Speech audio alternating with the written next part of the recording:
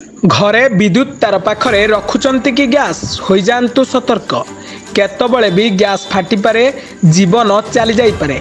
नयागढ़ जिला भारापुर तहसिल कार्यालय रे कार्यरत मुख्य किराणी सरकारी बासभवन में घटी अघटन। राति परिवार लोके शोइथिबा बेले विद्युत संस्कार किट्रु अग्निकांड घटी गैस सिलिंडर फाटी घरे भयावह अग्निकांड घटी जाइछि। गतकाली राति प्राय 3टा बेले घटी अग्निकांड। सूचना अनुसार भापुर तहसिल कार्यालय मुख्य किराणी कैलाश चंद्र दास स्त्री 3टी पिला और माँ गतकाली राति शोइथिबा बेले तांको माँ शोइथिबा कोठरी रे लागिथिबा टेबुल फैन रे विद्युत सर्ट सर्किट निया लगी चारिआडे व्यापी जाइथिला। परिवार समस्त सदस्य जीवन बंचाई घर बाहर को चली आसते। घर समस्त कोठरी को निया व्यापी जावा परे घरे थिबा गैस सिलिंडर रे निया लगी विस्फोरण होइतिला। गैस सिलिंडर विस्फोरण जोगु प्रचंड शब्द एवं सह उड़ी जाइतिला घर छात।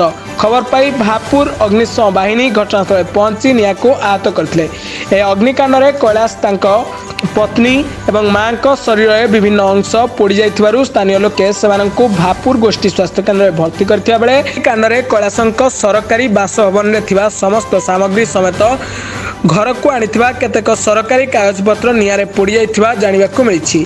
आपन परिचय कैलाश चंद्र दास भापुर तहसिल सीनियर ब्लॉक अच्छी आम राति काली आम 2टा साढ़े 2टा राति हठात मैंने सर्ट सर्किट फैन रू मैंने घर पोड़ी गैस टांकी फाटिकी भास्ट होकर बारीपट कबाड़ खोला था बोली बचीगल ना लांटा पटे पटे आम आसपार पार भगवान दया कर मुझे पोड़ापोड़ी देहमुंड सब। अच्छा ऑफिशियल कागज पत्र आशा पत्र सब हाँ ऑफिशियल कागज के लिखा को आनी पड़ी किसी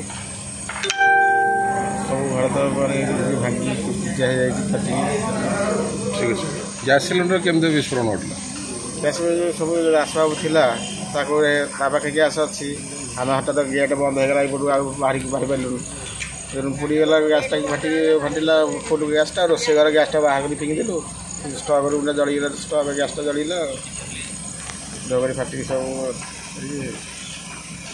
नयागढ़ जिलूर पीके साहू रिपोर्ट ब्लैकेट न्यूज ओडिया।